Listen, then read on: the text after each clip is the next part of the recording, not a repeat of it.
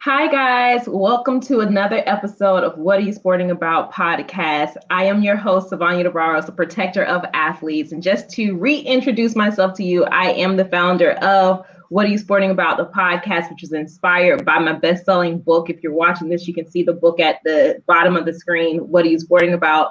Also the founder of the S. Eldebrow's Law Firm, where we represent 6- and 7-figure business owners, including athletes in business. And we also represent individuals in employment, sports, and entertainment. But today I have an amazing guest who is here to shed some light and information on how you can ramp up your business in different ways. So I have Miss Fabienne Raphaël on the podcast today. I'm so excited. We met on LinkedIn. And we have been connecting ever since. And based on what I've seen her do and attending some of her lives, the information is so great that I really wanted to have her here on the podcast so that she can also feed you guys with information to help you better yourselves. So let me just introduce Miss Fabienne really quick to you guys, and then I'm going to have her tell you a little bit more about her. So she is an online business coach, a speaker, and a podcaster, and she's a former professional athlete. All right. So with her one-on-one coaching and mastermind group, she helps achievers monetize their knowledge so they can fire their boss. And a lot of you, I know you're ready to fire your boss. Okay. Her background in radio and television hosting allowed her to conduct unique interviews on her top-ranked Marketing to Crush Your Competitors podcast, where she has broadcasted 300 episodes. And through the course of her career, she has even hosted her own TV show. That's amazing. Miss Fabienne has also been featured on platforms like Forbes, ABC, Fox, CBS, Inc., and Huffington Post. And she's appeared on over 30 podcasts, such as CopyChief Radio and Entrepreneur on Fire. So as a former elite athlete and physical therapist, Fabienne brings a high level of energy, radiance, and authenticity to lead her clients to a thriving business that meets their expectations. Thank you so much, Ms. Fabienne, for being here today. Yeah, I'm really excited to be here. It's amazing. It's amazing. You've already accomplished so much. But the first question I want to ask you is, what skills did you receive from the sport, like from being an athlete, that's helped you to translate that into business, to really climb up as far as you have to reach that level of success that a lot of people dream of having? Yeah, I feel that what the sports world has brought the most is actually focusing on achieving a goal. So very focused. Also, the importance of being well surrounded. So having great coaches. And the other thing is resilience, because when you're in sports, you face so many challenges, from getting cut on a selection for a very important competition, to losing an important game, to having injuries and all that stuff. So I feel that it really shaped me in that sense. But also the fact that, I had the chance to play team handball. So it was a team sport. And when you play in a team, it's like a micro society, right? So you have to deal with different people. They're not necessarily all of them your friends, but you have to find a way to work together as a team, because the goal is the same and everyone's duty is important. So everyone has to perform at their highest level if we want to get the highest results. So it also brought me into, opening my mind to accepting or understanding different personalities and dealing with several types of people, and being able to still form a team and have success in many games because we were able to do that together. Yeah. And I'm glad that you said that, because I actually mentioned that, I don't know if it was on another podcast or just speaking to somebody about the team dynamic atmosphere. So whether as an athlete, you have a team dynamic, right, that you have to follow. Even if you're in an individual sport like I was in track and field, still the overall goal of the team is the same. Although you have your intimate individual type goals that you strive to meet for your own particular reason, but it still has to aggregate to the total goal of what the team is. And that's so important, because when you take that from an athletic perspective, translate that into business, it's the same thing. Different people come in with different skills. They have different jobs that they need to do, but the goal of the business is still the same. Right? Exactly. And then if I can take it to my situation, like for the coaching business that I have. So when I work with clients, well, not only my work is important because I have a certain knowledge and I want to help them, to lead them into achieving their goals, but their role is also important because they have their expertise, they have their skills, and also it's important that they implement if we want to get to these results. So again, it's teamwork. And if you're not able to work as a team or on a team, then no one has ever succeeded alone anyways. True. In anything. In anything. Yeah. So I want to dive into another question on the same topic, but why do you think athletes are such great business owners? I feel that, as athletes, we go through so much. And like sometimes it's in a short period of time, it's very intense, and you got to cope with a ton of things in a short period of time and adapt and continue and go forward. Yeah. So as an athlete, first of all, just being selected into being in a, Team Canada or an elite team or a professional sport, it means a lot, because it means that your work ethics were great. Your talent was not enough, and you had to push through for the coaches, for the organizations to witness your talent and your expertise into what you're doing as a sport and select you. So just starting with that, the work ethics of an athlete is just amazing. So if the athlete is very serious about succeeding in business, for me, I feel that there's nothing that's going to stop him, nothing going to stop her, right? The other thing is about things can happen in a glimpse of an eye, like injuries. So when you get injured, sometimes it takes you out of the game for a few days, sometimes for a few months, and some athletes, it end their careers. Correct. So basically it forces you to being able to adapt to the situation and find other ways to cope with it, and actually reach out a lot of times for help, for psychological help, or, mental health, or, your coach or anyone that could help you go through that period. And then you have to come back and still be able to perform so you can get selected again, right? So that's I feel that this is another very great quality that athletes have, because it means that, they get hit, but they don't give up because they got hit. Most of them, they keep going forward. And sometimes, yes, it ends the career because it's too serious or whatsoever, but at least they have had that experience of dealing with this before, maybe, and then have more the skills and the tools to be able to overcome it.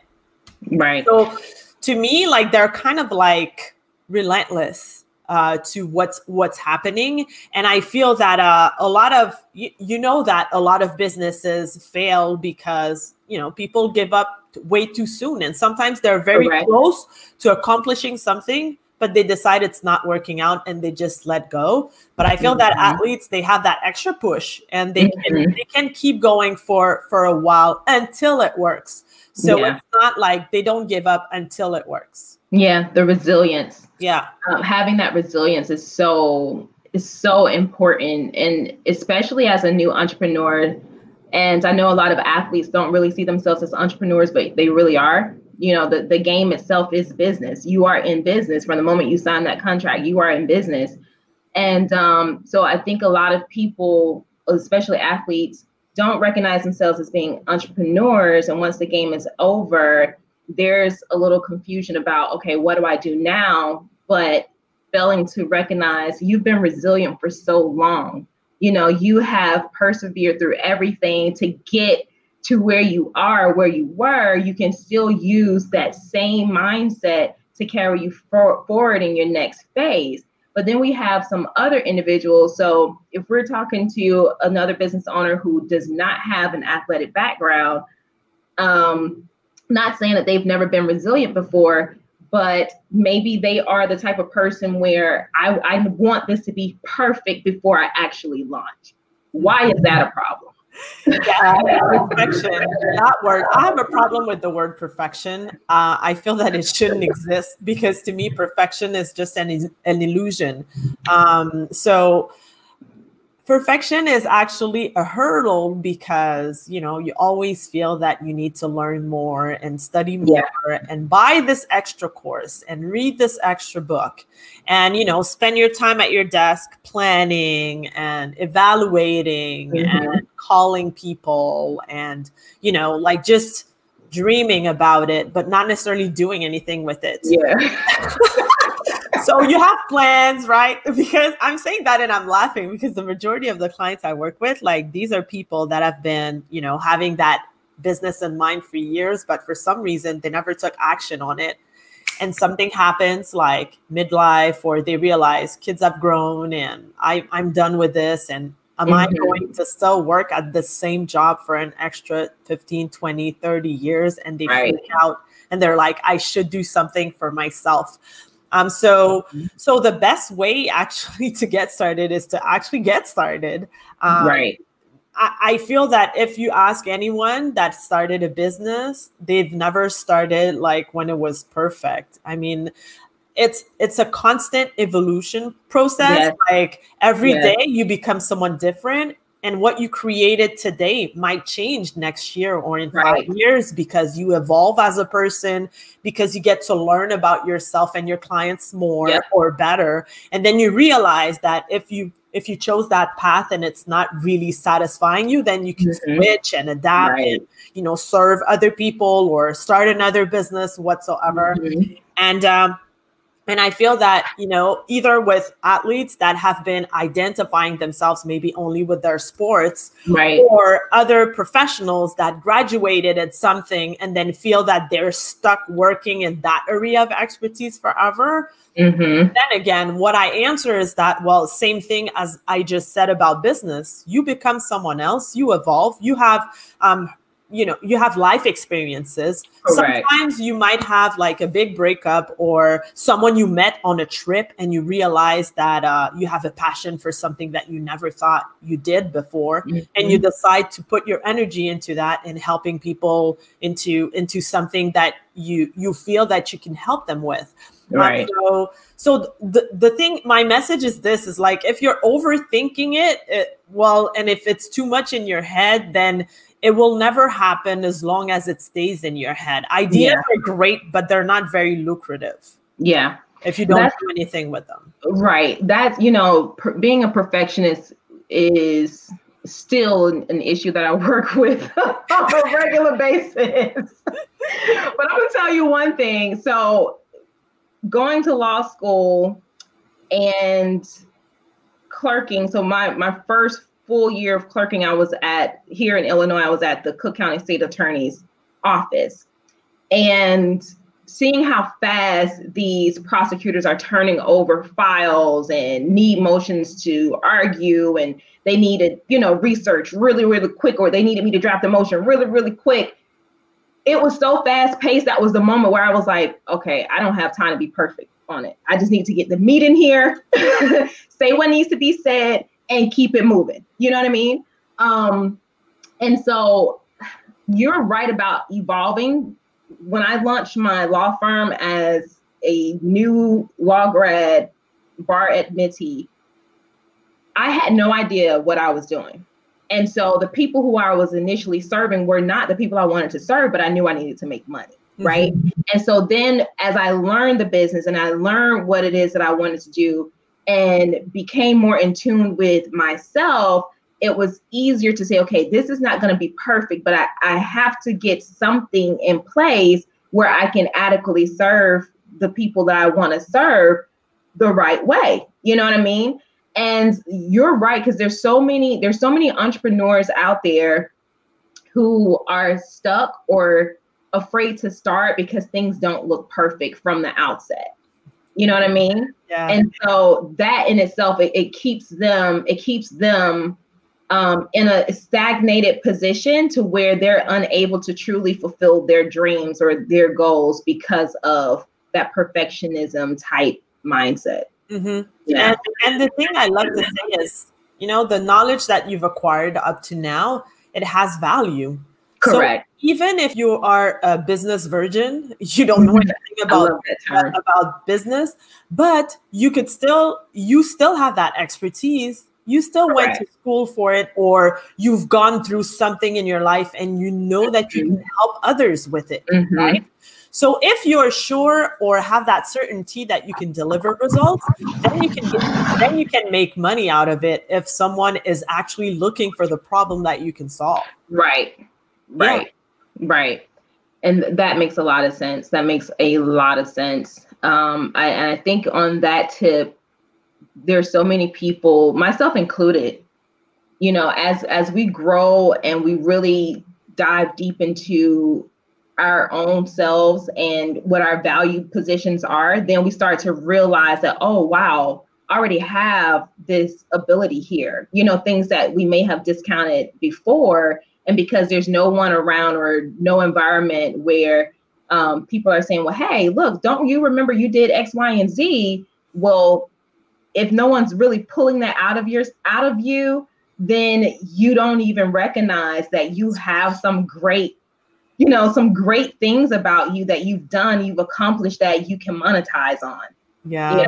Yep.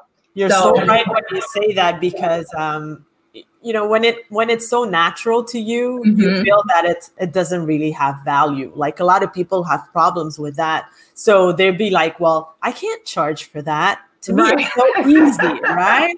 So, but the thing is, like, a lot of people will pay a lot of money to do what you do in 5 minutes, because for them, it could take them like weeks. Right. But you could solve that problem into 5 minutes or into, I don't know, a few hours, because of your experience, because of your expertise, because of your gift. And these people are ready to pay for it. So yeah, that's a good point. Yeah. Now that's a great segue into my next question, because you are a business coach. You help people to leave their jobs. So they fired their boss, literally. You help them to find those skills that they already have and develop that into a business. Tell me a little bit about that. Okay. So most of the people that I work with, well, oh, surprise, they are also high achievers. I'm sure you're not surprised about this. But they are people that know that they have an expertise. So they know they're great at something. They just don't know what next step to take in order to make that a business.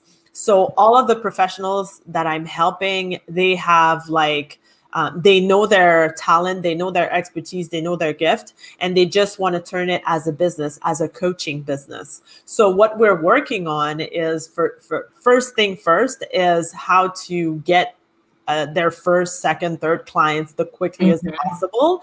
So we work on creating their high-end offer. So how can they create their offer so it could be the most appealing possible to the people that they want to serve? And then they learn about, because I develop what I call the dream method. So they design their dream offer. They reinforce their sales skills. So anything that has to do with, when you connect with people, either on network or social media, or when you have them on a call, how to transfer that person into just a prospect to becoming a client. And hence your know, like, and trust factor. That's the E. And that means, when you do business with someone, if you don't know anything about them, well, the chances you're going to do business with them are very low. So working on people knowing about you, liking you, and trusting you, and to, knowing that they can get the results with investing with you. And then add many clients to your business with your personalized marketing strategy. I don't really believe into cookie cutter strategies. There are many marketers out there saying, well, do as I say or do as I do, and you'll get the same reward for everybody. Right? It doesn't work.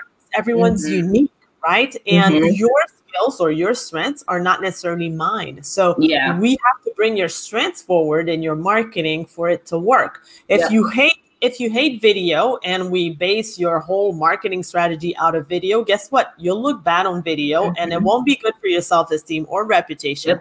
And will take you forever to get your first clients. on the other end, if you love to give interviews, audio interviews, well, guess what? We're going to put that energy into like having mostly audio interviews, or if you love writing whatsoever. So we'll create the strategy out of what you're strong at. And then make your clients your forever fans. That's the M. So thinking about how these clients that you're, serving, how can you serve them the longest possible? How could you be their guide in several aspects of their evolution?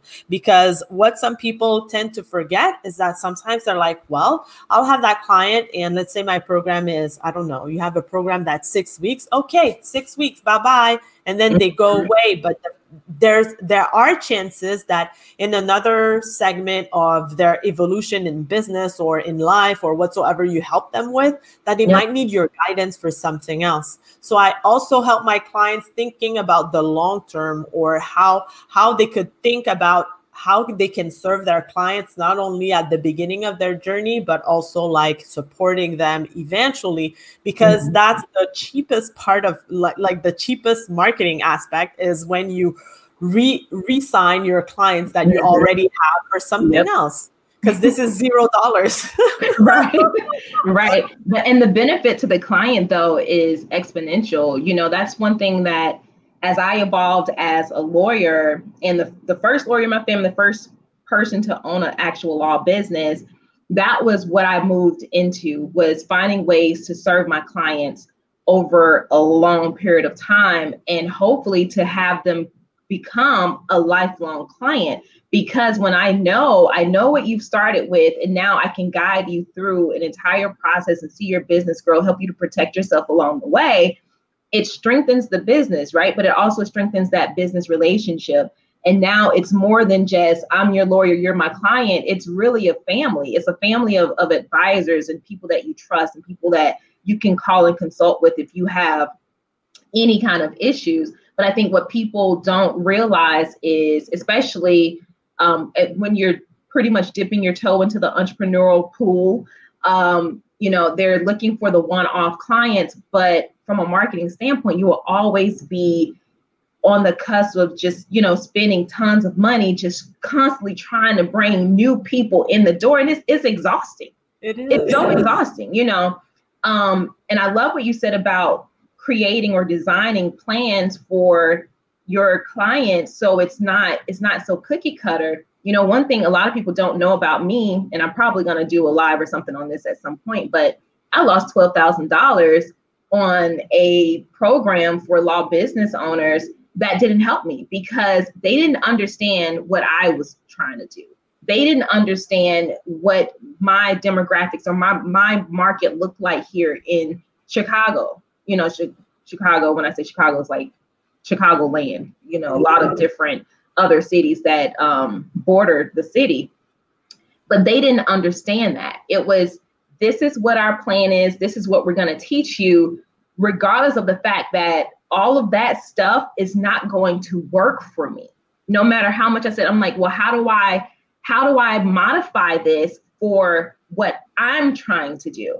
And so hopefully this episode will save people from going out there, making some of the mistakes that I have made, that you probably have made, that other people have made. Because when folks come and they talk about the great stuff that they're doing, it doesn't mean that they started off being great. You know what I mean? No, exactly.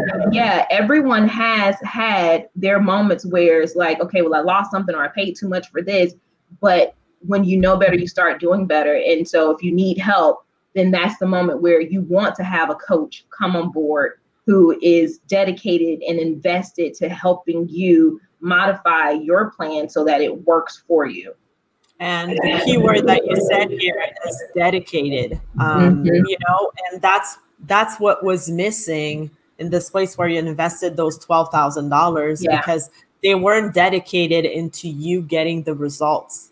Exactly. Right? They were more concerned about you implementing their method, correct, which was not a great fit for you. For me. But exactly. They didn't really care about that. So they cared more about getting your 12,000 than getting you to succeed at what you're doing. Right. And I feel that right now, as we're talking, a lot of businesses are like that. A lot of coaches are great marketers. So they tell you what you want to hear. But then when you get into it, you realize that they don't really care. Yeah. So it's important that you do your homework with, talking to the person, asking all the questions that you must ask, and just really understanding if the person is sincere, honest, and authentic in front of you, and really dedicated into you succeeding at what you're doing. Because like coaching, yes, it's teamwork, but not only on the part of the person participating, but also like the coach himself, herself has to do the job, right? So I feel also that if you are able to stand above the others just by being more concerned and listening to your clients and making sure that they are satisfied and doing like going the extra mile compared to the others, then seriously, I mean, you'll never have a problem of having clients, because so many other people get this so wrong. Yeah. That's absolutely true. Absolutely true. So we know, we've already covered that you have this amazing program, coaching program, the Dream Method. I want to ask you though, have there been challenges for you in this business? Because it does seem like there's so many different types of business coaches these days. Is the market too saturated for you? Let me know. Talk to me a little bit about that. Okay, so the fact that a lot of people love to say that the coaching market is saturated, and I feel that people are saying that just to make people panic for no reason. Like there are so many people on earth. And I mean, coaching business now, it's online and it could be virtual and it's international. So please, like, you not having clients, I mean. Okay, so the thing about getting your clients is just like owning who you are, and expressing really your true self. I feel that sometimes, and I had that problem when I contemplated the online possibilities, which was way longer before I officially did something online, because I was one of those thinking too much and being a perfectionist and scared about selling anything and not knowing if ever someone would pay me for what I know, right? So I remember that the first time that I really started to do something online, I was trying to modelize someone too much, and it came out as, not myself, right? So at a certain point, you do stuff and you're like, wait a minute, this is supposed to work and it's not working. Well, guess what? It's because this is not you. Like if you try to modelize too much or be someone that you're not, then people recognize that. And they can't necessarily pinpoint it like that, but they feel that something's not right. So they don't go forward with it because they feel it's not right. So what I love about like let's say the progression that I've done over the years and how much I've worked on myself is that when people sign up with me, or when they see me live, or they see me on the calls that with my mastermind group, well, who they see is, and who they saw online or what I was writing, exactly the same person. And they're like, oh my God, like you're just like, in your videos, or you're just like what I read about you, or you're just like, yes, that's me. What you see here is myself, because I've worked on it. And also like, I've understood that it's not worth it to try to do what others are doing. What feels right for you, and you just do it. And that's your own way. And that's how you attract the people that will actually become your forever fans, because they will be fond of your work, but also like they have a big respect for what you do and how you make their life change. Because coaching is about changing lives. I always say that you're in the business of changing lives. And when each and every one of my clients like have already testified this to me, you changed my life. So this is amazing. This is extremely fulfilling. So this is where we want to get as coaches. If no one has ever told you that, like how, a big relief they had out of working with you, or how their life is so much less stress because they delegate all that part to your business, then you're changing lives. I mean, that's what you're doing. So if people are not ready to do that, then the coaching business is not for them. And if they don't have that capacity of putting themselves in the place of the other person, of their client, if they don't have that empathy, same thing. Eventually, it's just going to fail. Yeah. No, that was very well said. Authenticity is key. It reminded me of a post. So I was on a different podcast, and the podcast host put a clip of me on LinkedIn, and one of my former guests that I had on the show, also an athlete in Greece, she commented on the post, and she was like, "That's exactly who Sivonnia is. That's exactly who she is." You know, and it just makes me feel so good, because people who meet me, I don't have time to be anything other than Sivonnia. Exactly. Like, it takes too much time, too much energy to try and mold myself into somebody that I will not be able to sustain. You know? And so at some point when you're serving these people, you don't want to switch gears on them like that. And then they're like, well, who is this? You know, I didn't sign up for this. So that's going to cut into your bottom line big time. So authenticity is key. And I do want to say, I think a lot of people out there too who are afraid to take the leap to own their own business or monetize the skills that they have, they're probably already being a coach to someone and just not labeling it as a coach. Like, I wouldn't have considered myself being a coach, but as I represent my clients, somebody said the other day, I was on this athlete's panel, and the host was like, "Yeah, Sivonnia she's going to help you, but she's going to talk to you too." You know, coaches do that. You want people who really have your best interests. And I said, absolutely. Yeah. I get on my clients because, look, you need to know it's real out here. If you're going to come to me for help, then I need you to take the help. But if you're going to try to do this yourself, then there's no need for me. Right. So you have to be authentic.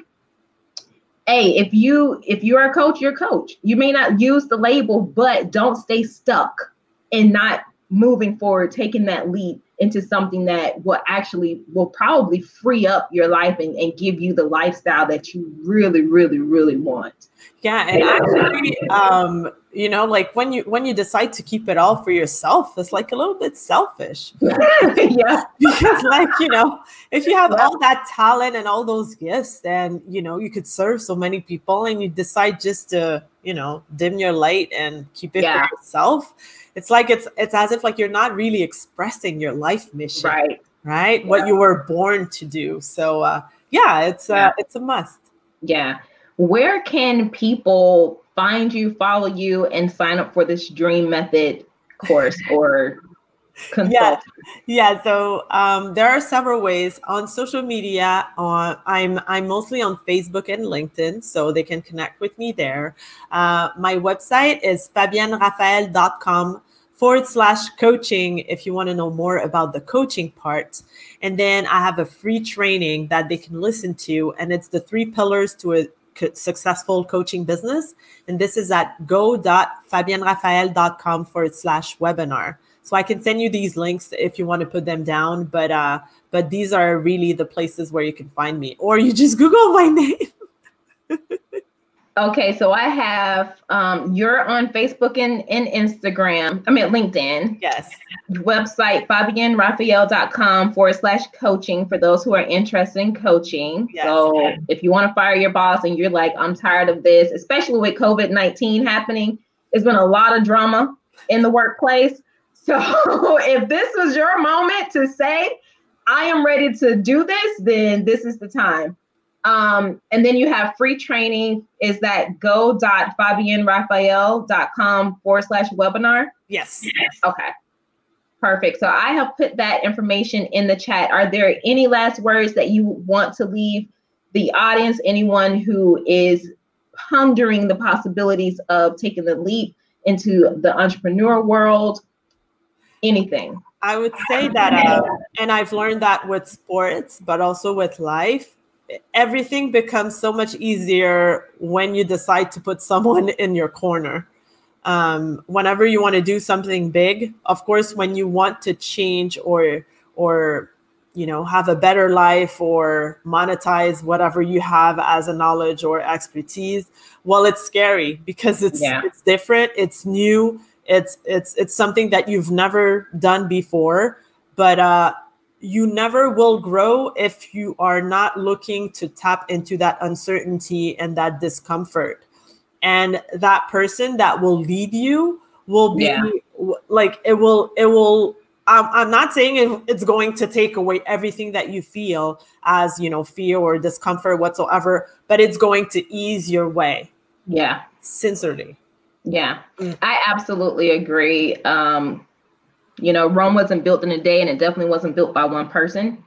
Everybody needs a team. And if you are in the place where you're ready to take the leap, but also know that you're going to need someone to help you to move the needle. You're in the driver's seat, so take a chance on yourself. Fabienne, I want to thank you so much for joining me today on this podcast, What Are You Sporting About? For any of you guys who are either watching this live or listening to this later, watching the video later, make sure that you go and follow Fabienne on Facebook and the LinkedIn. I keep saying Instagram, LinkedIn. So that's Fabienne Raphaël. Make sure you follow her. There's some training that she has already talked about on this episode. If this is for you, take the leap. I'm telling you, take the leap and do what you need to do. Again, guys, this is Silvania DeBarros, protector of athletes. I'm so happy that you joined us today. I look forward to talking to another podcast guest really, really soon. So you guys take care. Make sure that you come back, though, for another episode so you can be educated, motivated, and inspired to your very next level. Thank you so much and have a great day.